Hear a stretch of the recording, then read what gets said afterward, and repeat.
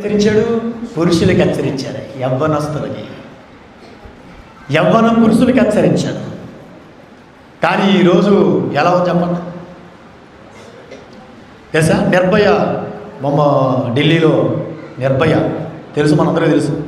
Boy friend, ఏం friend? Boy friend. చూస్తున్నారు, 5 మంది తొట్టి యాంగిల్ ఉన్నారు. బాగా గమనించారా? ఏడ ఫ్రెండ్షిప్ అయితే ఏదో చూద్దాం అనుకున్నాను. అయినా వివాహం కాకముందు యవ్వన ప్రాయంలో బాయ్ ఫ్రెండ్ అనేది వాక్యానికి సూటబుల్గా ఉందా? అందరూ చెప్పాలి. ఏమ్మా, దేవుడు ఊరుకుంటాడా? వివాహం కాకముందు అసలు నీకు పురుషుడితో పరిచయం ఏంటి?